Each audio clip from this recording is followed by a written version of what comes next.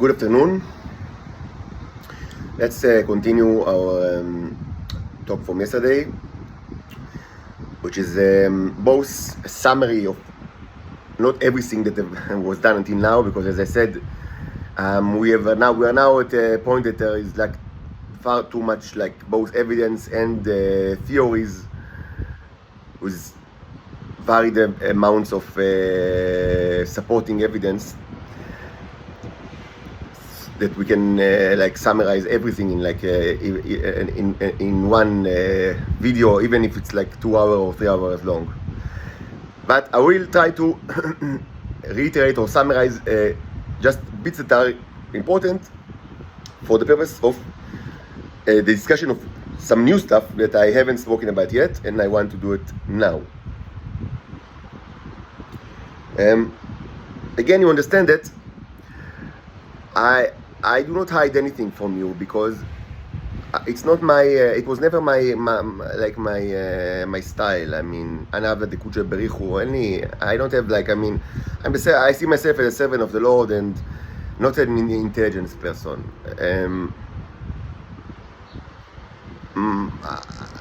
My rescue from the Nazi prison and my salvation from this hell will eventually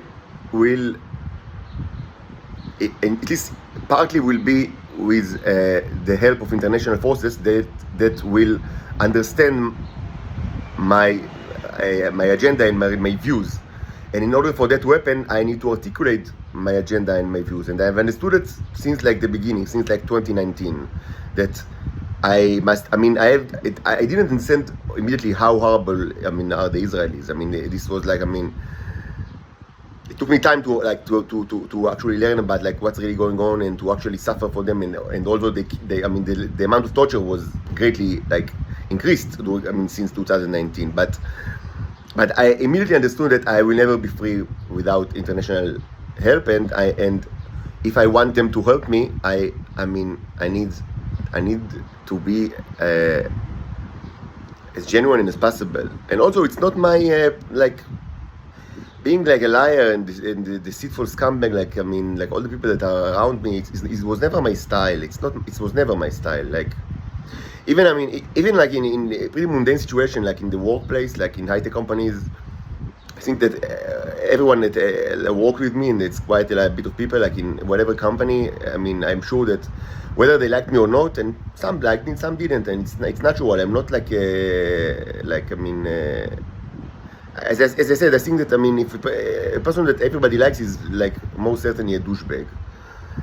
So, but I think that everyone will if they're honest, they will say that I never like held information to myself, like which is very common in everywhere, and especially high-tech companies. I never done it. Like I was very open about everything that I do. I always communicated and shared the information. They always like to teach and guide other people, even like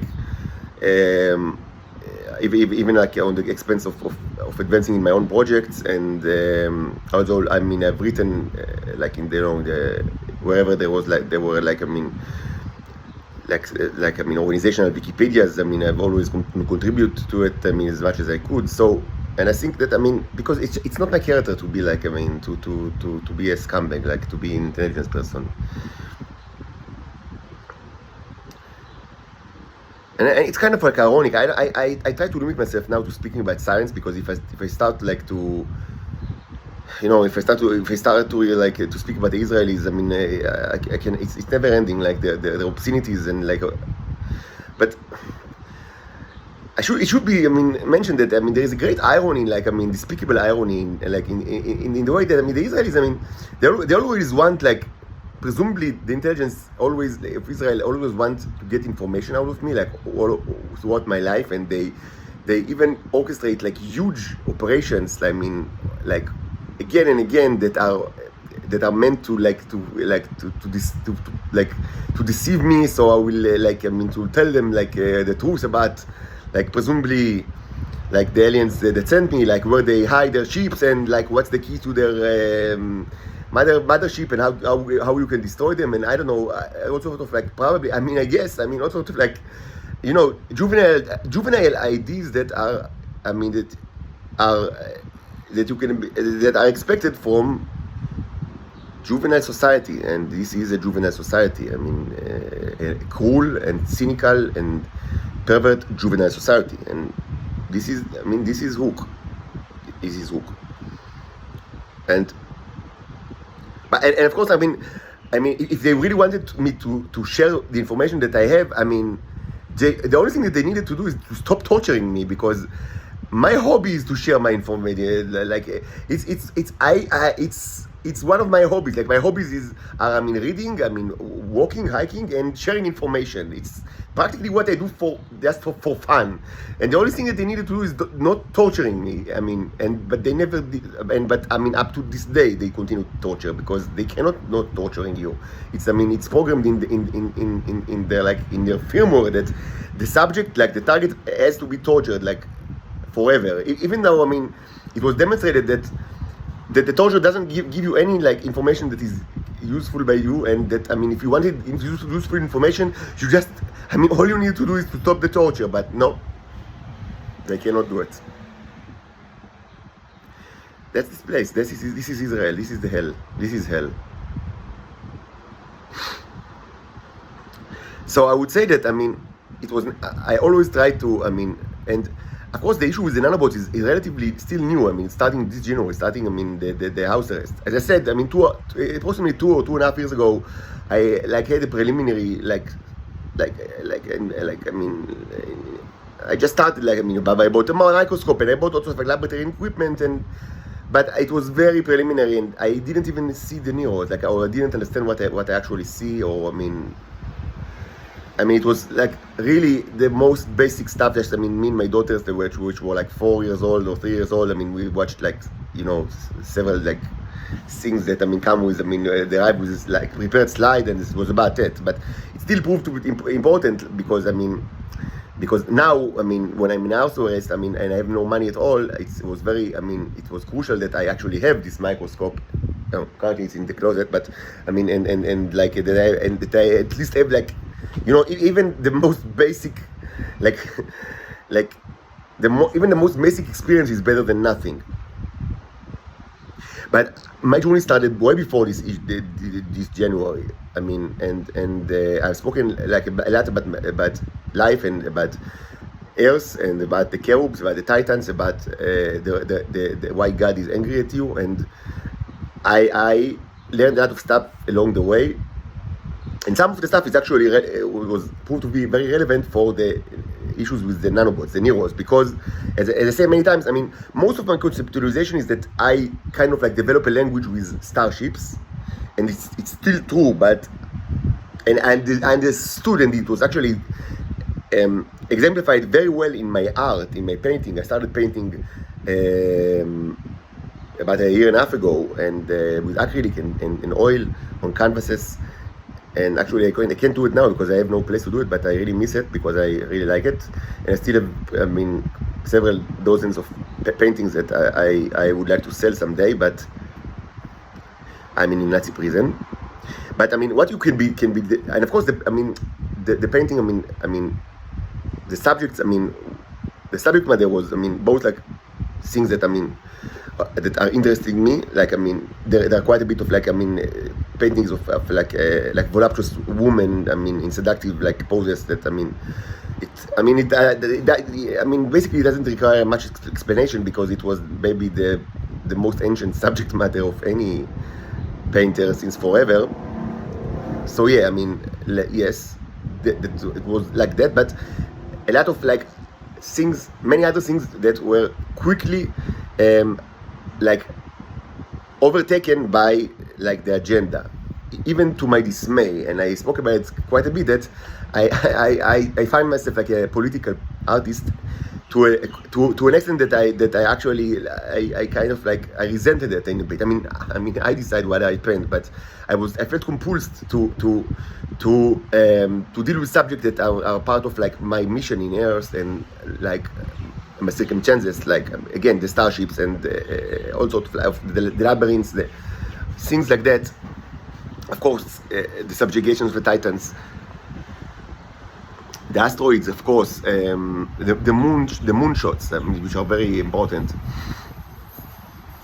and this and also the flags and the maps, and this was actually became like it's like taking over like my more personal interests, and so and so all the paintings that are under the sub like and the paintings are they are it's very like evident they are they can be grouped like in subjects, like according to subject matters. It can easily even without understanding, like, and of course anyone can interpret the paintings whatever they want, but it's very clear that there are subject matters that repeat in like different interpretations or different articulations, but they could be grouped, and I've actually done that, like my grouping myself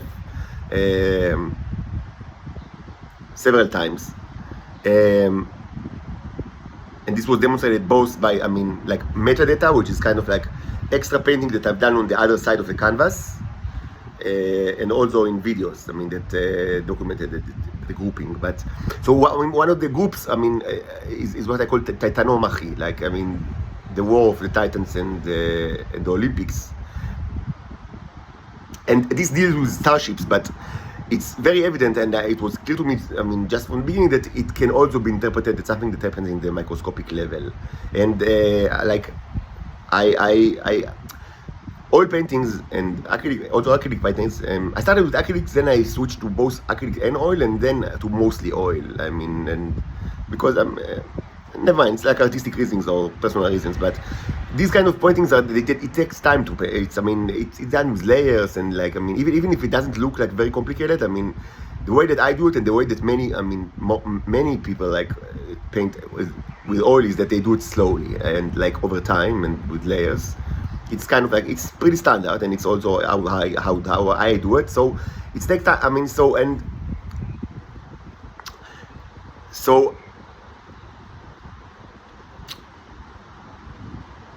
the nanobot, like the interpretation was always there, and it was it was manifested in over time. It was like the development of the paintings.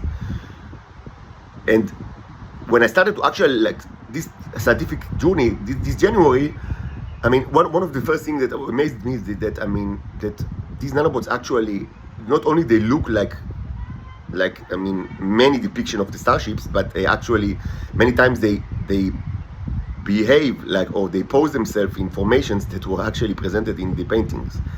You can consider it a coincidence, but I consider it like a prophecy, and I'm not ashamed to say it, because it's amazing. Like, there are so many photographs of that I've taken like on microscopic slides that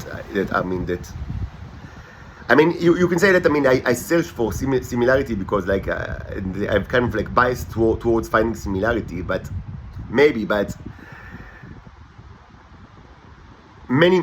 paintings are just they are amazingly that were conceived as like something that takes place in space and surrounding like with the subject of starships, but also, as I said, intentionally, like just from the beginning, it was intentionally also like kept vague, so the microscopic interpretation could also be valid. So it's not something that after the fact, because right from the start I understood that okay, this could be interpreted in several ways, and I tried to to allow it by the way that I painted. And again, it's something that takes time. It's because I use layers and mediums. So maybe I'm like biased to find similarities, but to me it was amazing that they did not only look like it, but they just it's kind of like they behave sometimes they behave in a similar way. Anyway,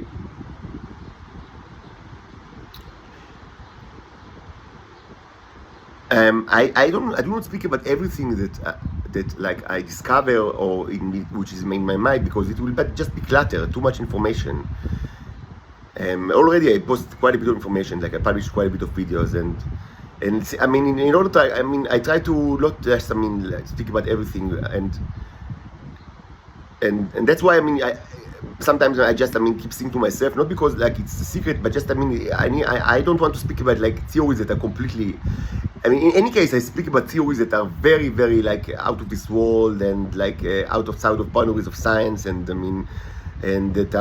could have been like interpreted as either like the hallucination of a madman or like fantasy of something, of a person which like very like with a very strong imagination and inclination towards literary fantasy. But when it's supported by evidence, you need to be real cruel like the Israelis in order to say that these videos are proof that I'm insane. And at the same time they always ask me to publish more videos, so they will presumably, if I die or if they kill me, they will be able to presumably use this work,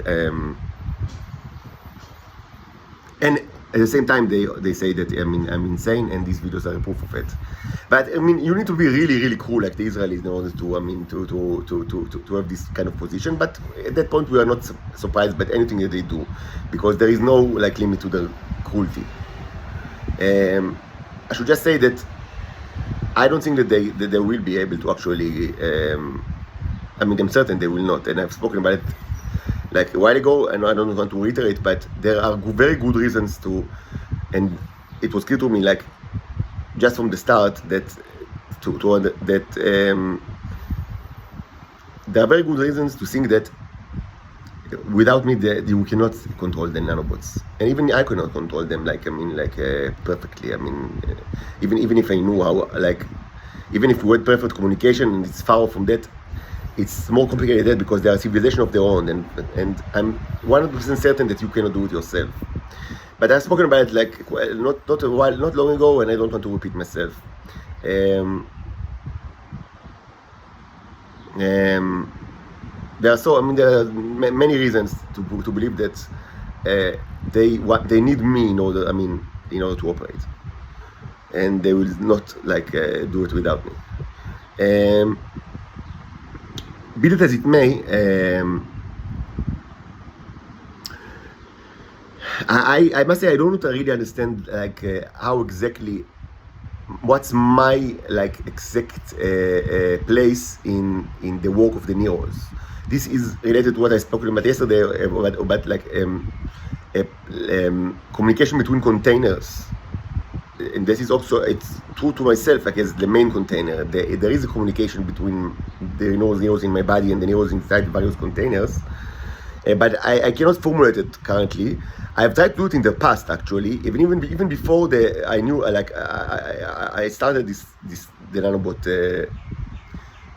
nanobot research. Because it's also true for the Starship. There is also the question of what's my position in the communication. It's a very complicated issue, and I had several long videos about it, both in Twitter and maybe a little bit in YouTube. Maybe I'll repeat it sometime, because I understand that for some reason not all the material is available to everyone. So maybe and it's also part of it is in Hebrew. So maybe I will speak about it some other time. But because it's very interesting. It's much more complicated than you initially seems. What's my place in the communication between me and the starships? It sounds like trivial. Okay, your place is that you communicate with them, no? But it's much more complicated than that, because there is also there is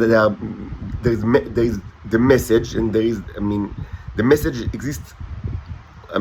Presumably independently from the both the transmitter and the person that presumably can receive the message. Okay, this is the message, it's right here. Presumably, it stands by itself without me or anyone else, but it's much more complicated than that. And this is something that I didn't mention yesterday, but it's very important, and I've spoken about it a lot. But just to complete the picture of yesterday, I should also it should also be said that the containers with the Neos, they do not only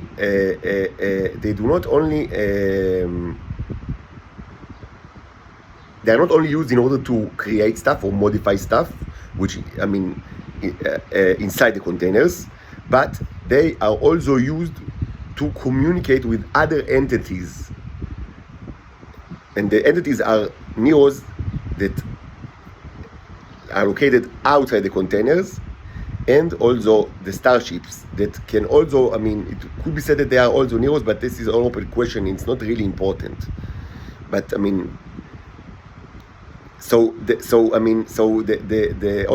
constructions that they do are like, I mean, with various containers, they are, they contain symbolic, always there is a symbolic layer to what they do, and the symbolic layer is, first of all, it is needed for the neos inside the containers, because they need to actually watch the symbols in order to operate. But it's also important because many times it's part of a symbolic language that is used to communicate with other neos that potentially can exist anywhere, and I don't know what's the limit of it. Like, I do not know how to communicate. It's one of the, as I said yesterday, it's one of the most amazing issues and the open questions, and I do not even think that we, like humanity, will be in any position, probably, I mean, not anything soon, and probably never, I mean, because humanity is like in his last, like it is now the epilogue of humanity, but I would say that the current technological and scientific level of humanity is, I think, not like barely enough to understand how those creatures communicate. So, needless to say, I mean, we cannot answer like how long, like, I mean, what's the range of communication? I don't know. I mean, I don't know at all. If they use something like, you know, hyperspace or subspace or like another dimension, then presumably they can communicate with any, like, I mean, there is no limit to, like, geographical limit to the communication. It's science fiction, but I mean, it's science fiction, but I mean, it's they can communicate in, like, the fact that they communicate is obvious by their constructions. Okay, their construction could not have happened without like rigorous, I mean, like close communication between them. So they communicate. That's a fact. We don't know how. That's a fact. They are too small to, to communicate with like standard communication methods that like we can think of, like, like almost like any communication method actually, and if they use, like, devices like electric devices for communication in order to, like, to create waves or something like that, then it's still a question of how such a miniature, such small creatures can, like, use devices, and where the energy comes from. So I don't know. Presume and because of that we cannot really say, like, what's the range of communication. What I can say, and it's important because I haven't mentioned it yesterday, that these containers and the way they are constructed are, it's also, it's partly symbolic, and it's used as sometimes as for communication between various groups, and potentially some of the groups can be, actually like in orbit around the Earth. Now,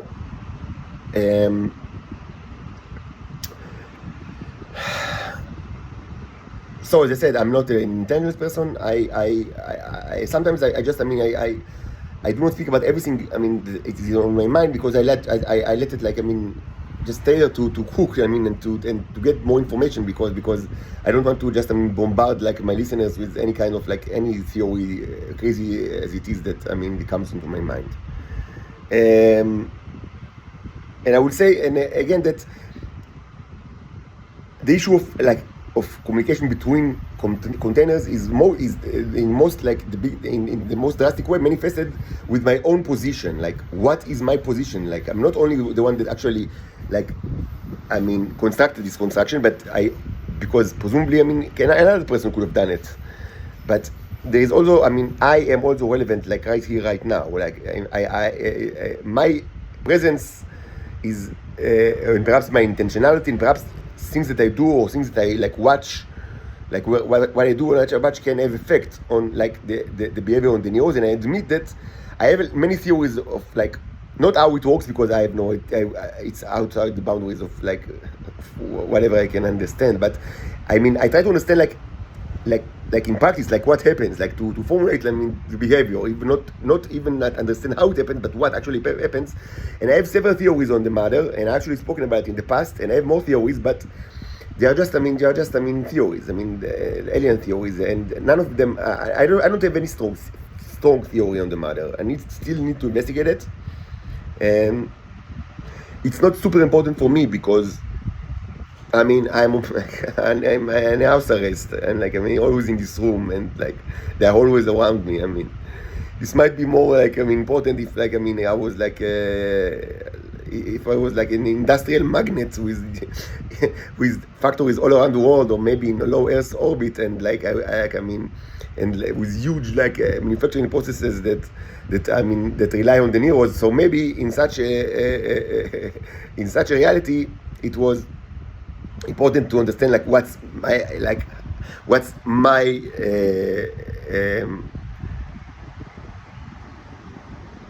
like my role in the production process, or the communication process, like where do I need to be and what do I need to do in order for like various factories to actually operate. But it's not the case. Like I am not industrial magnet. I have no money at all. I am penniless and homeless, and I have this room, and I'm confined to this room. So it's not incredibly important for me to understand. Like, I mean, I know that I am needed for the process, and I know that there are many reasons why why. I mean, it's evident that without me, they will not be able. They will not want or will not be able to actually do anything at all, or perhaps they will just work randomly. Or perhaps they will just do whatever they want, which is the worst case scenario from your perspective, because I mean, most certainly will terraform the earth to fit their needs, and I do not think that their needs is like their needs are aligned with your preferences. Like, I'm pretty certain if they won't. I mean, it would be interesting to see. I mean, to just leave them to terraform the earth to whatever they want. So, okay, let's continue. So,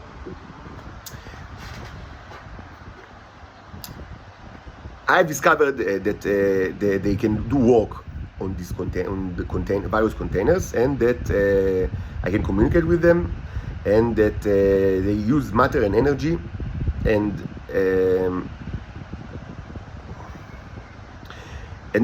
that's where, I mean, I started to actually like conduct researches on the various nature of containers, and I've spoken about it quite a bit. And actually, I've had like several very false assumptions during the initial phases. But I mean, it's inevitable. You cannot always be right, and you cannot like always guess correctly. So I had many false assumptions that I want to actually speak about right now. First of all, I understood that what they actually do can be like categorized in different categories. First of all, there is like the creation, like create stuff. Even under that, there are also all sorts of like subcategories. Like, I mean, like they can create life, which is or synthetic life, which is amazing, and it's one category. They can create like artistic things or symbolic sculptures that are of artistic nature. And they can create like, and I assumed, and it was actually proven, that they can create like even like complex like objects, which is very like interesting from like commercial point of view, or like from like, I mean, if I want to like to you know, to create stuff and maybe sell it or maybe just use it. But this is of course very, I mean, interesting. And they can even, another subcategory is that they can create stuff that, I mean, like pharmaceuticals, which is, I mean, it's kind of different because it's supposed to be human grade, like for human consumption. So I mean, it's another subcategory because you want it to be created in containers that will not be like totally disgusting, like to actually consume it. And I've done myself. I've consumed like I started like human trials on myself with the pharmaceuticals. So they can create stuff, they can create life, and they can do art, and they can manipulate objects like the microscope. Another thing that they can do, and another important category that I actually was not aware of initially, and it's actually very important, and I will speak about it just in a bit, is changing matter, like not for the purpose of creation of like objects, but of like better versions of the matter, specifically fuels like canola oil and linseed oil and beeswax, and I'll speak about it in a bit. So this is another category, but there is also the very important category that just for them to be alive, okay, and possibly to grow and to clone. And I am since the beginning, I understood that I want them to grow and I want them to clone, but I had no idea how to do it. And only recently I've actually managed to actually do it, and it's very important advancement. But right from the start, I understood that this is another category of like what they can do, which is very beneficial. Now, another category which I've spoken about is how to maintain them. Like, okay, let's say that I want to preserve like the neurons, okay? Usually, they come like from either my ejaculation, like I masturbate and I keep the semen, or after some time I started to use like my pee and much more. The problem with pee is that it smells like pee. It's the main problem with pee, and also it's much less dense than in neurons than semen, but there is much more of it, like in volume. So there's a question of like, how do you preserve it? Like, how do if I don't want to use it immediately, like in the container, like, so what now? And there's also the question of like, which it was not that important by now, but it's related of like, if they work, do they like, what's the typical like end of their work? Okay, maybe they created something or they've done work, but should they die now, or should we just now collect them to reuse them? Maybe why should we like suppose that when they complete the work they die? They not. It was proven that they not, and the correct method is not to let them to let them perish. But sometimes it's very difficult to actually like there are practical limitations of me, like of my ability to actually recollect them after from the container to presumably to another container, which will be like only like with the purpose of preserving the neurons for future work. But it was something important, and I completely was completely wrong on actually this kind of on this front, on the issue of how to just maintain the neurons, like for future work. If I want them to be maintained, of course, this kind of issue is. It's kind of ironic because every day now I throw them all to the trash. So you can say, if you want to maintain them, please don't throw them to the trash. But that's my circumstance. That's the bridge over River Kwai. I have to throw them to the trash because otherwise I will never be free. If the scumbags in the Israeli intelligence will get them, I will be here forever. So yes, I will continue to throw them to the garbage, or more so to the worms and cats and birds. But at the same time, I continue with my research, and part of the research is to understand, what's the answer to the question that it's bothered me since the beginning, and I was completely offshot about it. Like I was completely wrong about the correct pathology. I would say that I was bothered with, I had very faulty assumptions about like what's the correct way to actually maintain them.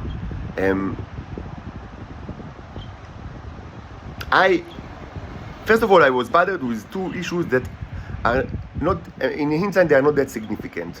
And the first is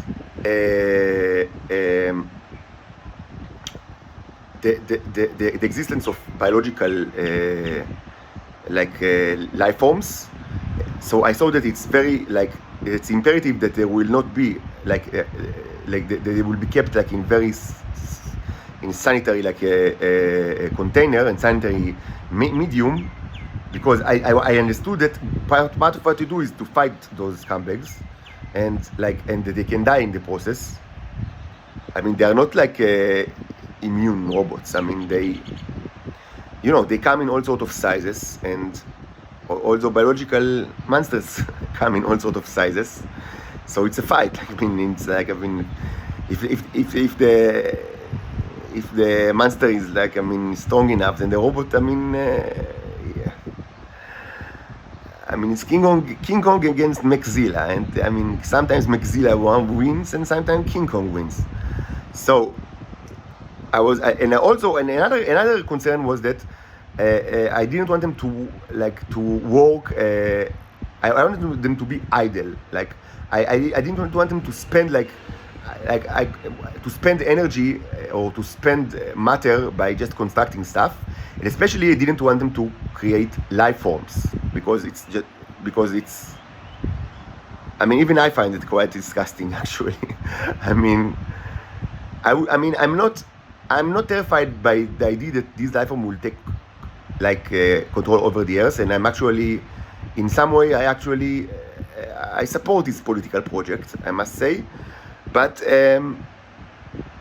I do not in any way find them more disgusting or fearsome than their biological counterparts. And I don't mind them being besides me, even in great quantities. But I would rather that it would be under my control. Even I found it a little bit troublesome, the idea of that. They will start or in other words, I don't have problems with these synthetic microbes and insects that they will. If they want to take over the earth, I support the project, but please don't keep this room clean if you can, because I hate cleaning, and so please, I don't like to clean, so please keep it clean. So because this is my room and I can't get out of here. It was like that. Since January, under house arrest, I'm always in the same place. So it's so if they want to, to swarm and multiply and start a world war with the biological nemesis, I'm fine, really. But just outside of my room, if possible. So I would say that these two concerns were, were not, they proved to be not that important because two reasons.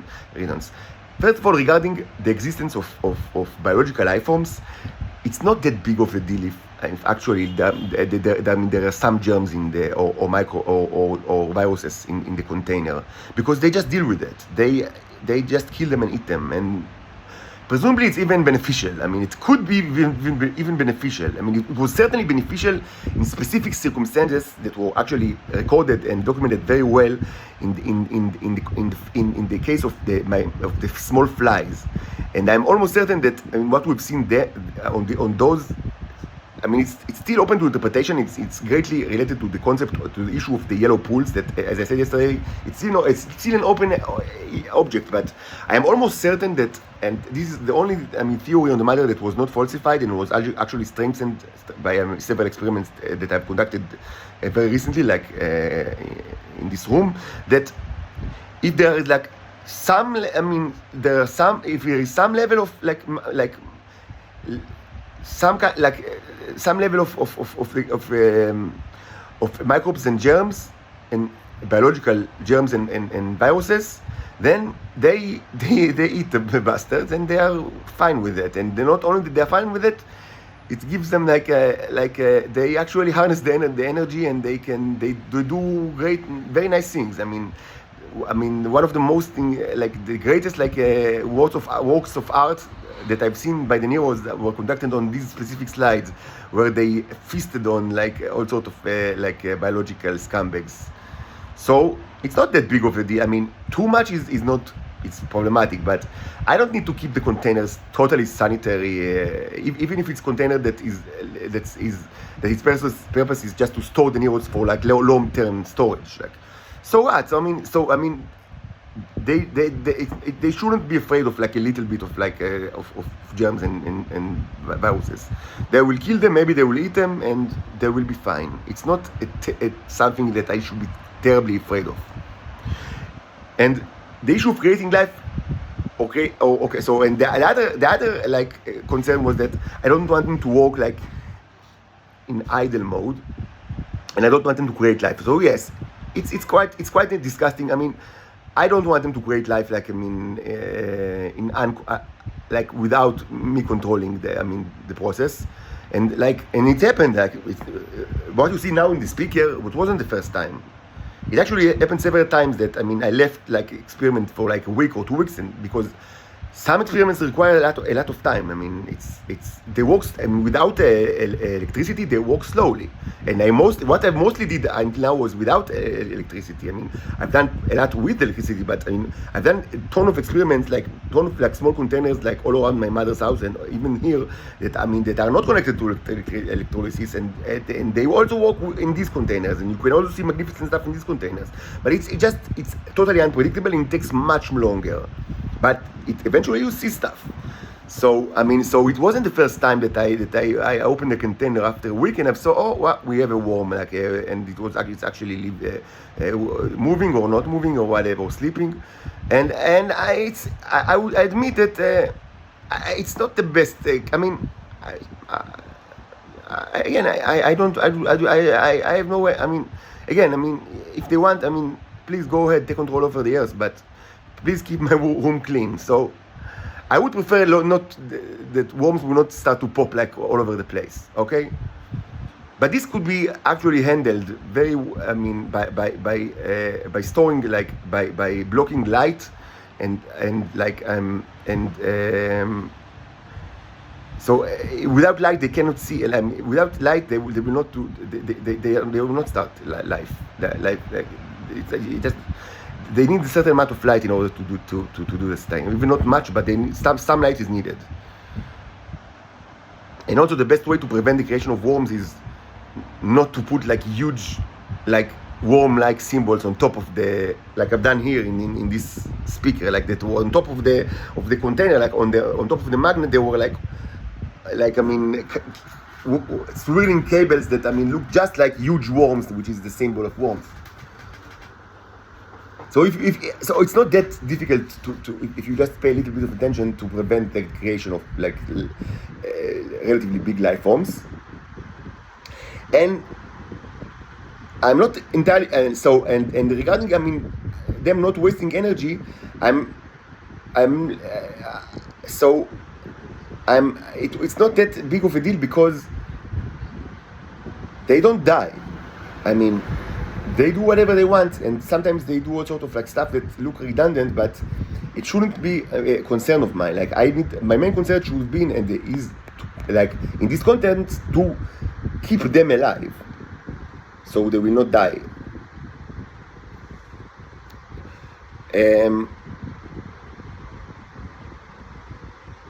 And also, what I didn't know is that is their prosperity or their ability to actually improve matter, improve oils. And this kind of project is kind of like no consequences, like idle project. I mean, so yeah, I mean, improve the oil, improve like the something that you are in it. It's not that. I mean, the best case scenario is that eventually we will have like a very improved material, whatever. I mean, the definition of improvement is, and this is subjective. And there is also the question of like, how do they know that what they do actually improves the matter? Maybe it's not. I mean, but this is a civilization. You need to understand it. I mean, they understand. Maybe, I mean, they do not understand, or they do not interpret like the material in the way that we do. But they understand. Okay, this is material. It is used for something. We can change it. That it will be used in a different way, which presumably they think is better. Maybe they are wrong. Maybe we can think of it as like wrong assumption. But it's not like, I mean, just mimicking or cloning. It's intelligent design, and I mean, what can be more like a proof of it than the microscope itself? Now, another very faulty assumptions that I had is that this is kind of like a naturalistic failure. I mean, it's kind of a failure that, I mean, I think that many like scientists in the history of mankind like fell to this kind of like, it's kind of like, because many times, like in the history of science, like even prominent scientists, like, I mean, had assumptions that mainly relied on like some kind of like their conceptualization of nature, which was incorrect, or even romanticizing of romanticizing nature. But so I also fell to that when I thought that.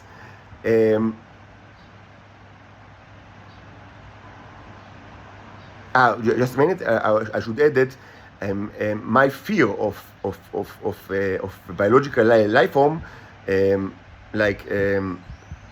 caused me to think that it's very beneficial for the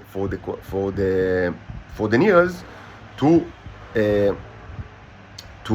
bestowed in a liquid or mixture that contains a lot of anti-life substances, such as hydrogen peroxide, polythene, which is iodine 10% solution with water, and alcohol 70%, things like that. And this assumption was actually strengthened, but when it was established that these kind of mixtures are actually very beneficial for the purpose of creating worms. So I thought, okay, if they can create worms in such mixtures, maybe it's good for them to actually exist in such mixtures. But this is incorrect, and I will speak about it just in a second. I will elaborate on that. And there are several faulty assumptions here. And another faulty assumption is that pee and semen, like the fluid of the semen and the fluid of the ejaculation and pee, are basically, I mean, that they are good, that they are, good base materials for mixtures, for containers that are that their purpose is to maintain the neurons for storage. This is completely false. This was completely false, and I thought, like, I mean, I held this kind of thought for quite a bit. I based it like on some kind of a naturalistic approach. That, I mean, if it comes from the semen, from the ejaculation, from the pee, so maybe it's best be like preserved in the pee, in the ejaculation. But it's just not true, and it's actually, and it's actually, I mean, even like misinterpreting like how they are created in my body. I don't know how they are created in my body exactly, but what is certain is that both pee and the seminal fluid are just temporary, mixtures inside my body, because pee is always created, and so it's not that I'll always live in pee or the same pee. And also the seminal fluid is always created. Like, I mean, like after some time, I mean, I masturbate, and it's taken. I think it's out of my. I mean, in the past I also had sex with women. I don't only masturbate, but during the last couple of years, I'm like, I mean, I must be a monk, because, as you understand, it's illegal in Israel for robots to have sex, and certainly not romantic relationships. But I spoke about it a lot, and I don't want to repeat myself. Whatever they tell you is a complete lie. I mean, it's illegal and punished severely. Whatever they tell you that they just wait for me to fuck their fake wives and robots. This is cruel and evil lie. Reality is that it's illegal and punished severely, and I've spoken about it in the past many times, and I don't want to repeat myself because it just get me more angry. It's illegal for robots to have any kind of romantic relationship and also sex in this country. What we need to do is to masturbate and to give them the stuff that comes out of us. That's what we are expected to do. And if we do not do it, we are punished severely by poverty, and our children are taken away from us. But let's continue. Both the seminal fluid and pee are just transitionary. Like, I mean, they are temporal, like mediums. It's so, like, even in the contents of my own body, I mean, they are always created, and I mean, they spell out of, like, I mean, either by, I mean, or ejaculation or me peeing. So the naturalistic approach is faulty in two ways. First of all, it's misinterpreted nature, and second, who said that? I mean, that's the best way to preserve them. Like, even if it's the way to preserve them inside my body, because outside my body these are like different conditions. And it's, I mean, I have like enough experience now, both like in my mother's apartment and also here when I follow mixtures like over time, all sorts of mixtures, and no, it's not. Both the semen and the pee are not good, like base material for mixtures to preserve the neurons for a long time. They're actually quite bad.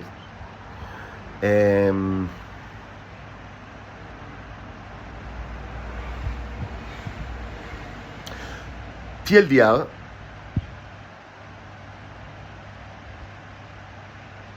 well, first of all, there is the issue of temperature. As we said, neurons are fine in freezing temperature, but I don't, like, I can't even, right now I don't even have like a freezer that I can use for it, because obviously we have freezers, but it's like common hostel. I don't want to put anything that, I mean, came out of my body or related to nanobots in the freezer. I only use the freezer for like things that I eat like everybody else.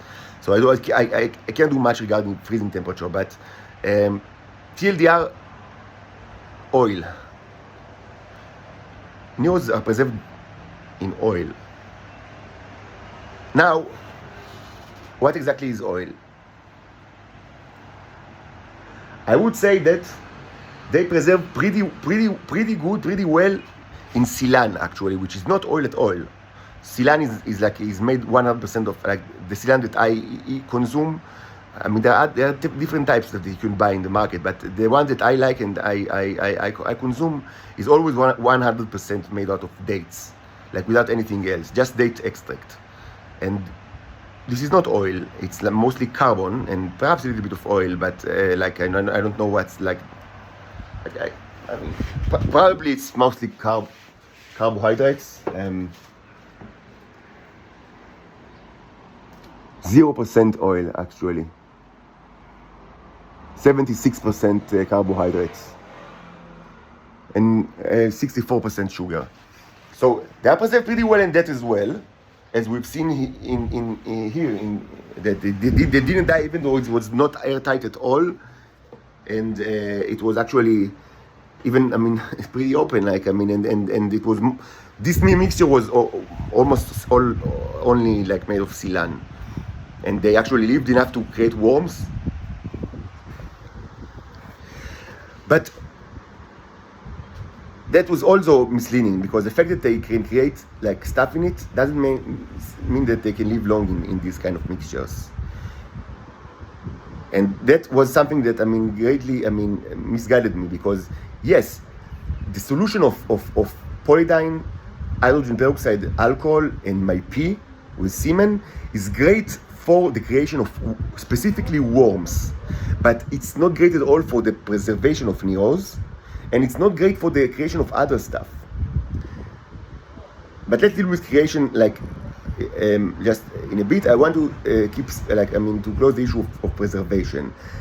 The best way of the ways that I like have in my disposal, and I'm very limited in what I have. Like, you understand that everything that I say is like under, is it's not like an absolute true, but it's true. I mean, for the circumstances of my laboratory, which is extremely Spartan and like modest.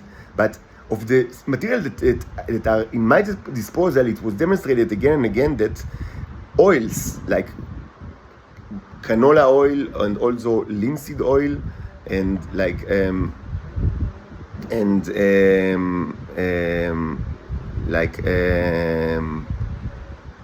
mixture of oils with beeswax, like sprinkling on it, is actually the best of all the options to preserve the neurons. And they can, I mean, even if you put it like on the window like that, I mean, in an open window, and this window is always open, like, I mean, and it's exposed, like without cover, exposed just the way it is to sun and to the elements. I mean, the elements, we don't have many elements in Israel. It's basically sun, like summer all year, like with maybe 5 days of winter, but and all the rest is summer. But exposed to whatever elements that you can be exposed to in Israel, they survive very well even after months. And I mean, and it was demonstrated that, I mean, when I use different mixtures, the more oil that is in the mixture, the better, I mean, they survive. So this is one of the reasons that in the last couple of days, I prepared this, this is a mixture of oil and crushed beeswax candles with some other small amounts of other stuff that, if you wonder what you can see, but it's mostly canola oils and beeswax. And I put like mostly all the semen that I produce, I put it here and we'll see what we can do with that. Pee is a different issue because I don't have like a very good way to how to store pee. It's a problem because it's not in itself it's not a good it doesn't like store like itself, it doesn't preserve neurons. But it could be mixed with other stuff, and I try to mix it with other stuff with the purpose of both like making like the neurons preserve better, and this is still a project. Like this is still under research, but also to remove the smell of ammonia, which is very troubling, and it actually doesn't like it. It's best to remove the smell before you start experimentation. Like this pot, for example, that I'm using for quite like a while now, for several good days, and we've made a lot of achievement with whatever in this pot. I mean, it contains pee that I didn't treat before, like to remove the smell of ammonia. And no matter how much like you cook it, the smell is only getting worse. So I'm stuck for like many days now with strong smell of pee. That I can't. I mean, the only way to deal with it is to throw away everything, which I will probably do tomorrow, today. But it's very interesting things that happened in this spot. So I am reluctant to throw it right away before research opportunities are exhausted from this particular pot. But yeah, I mean, future I should use pee without the smell, and I have like clues how to do it actually, even with materials that are available to me right now.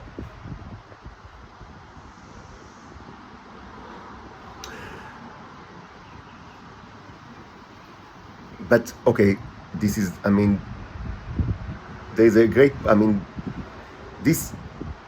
all of this is put us like in a conundrum, because oil, okay, so you can store them in oil.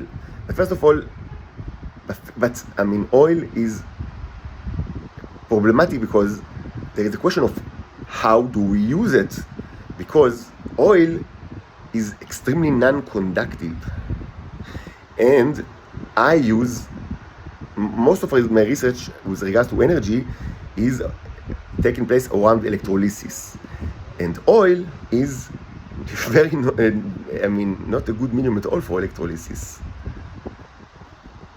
So okay, I might have oil, but now I can't use it for electrolysis. So what do we do now?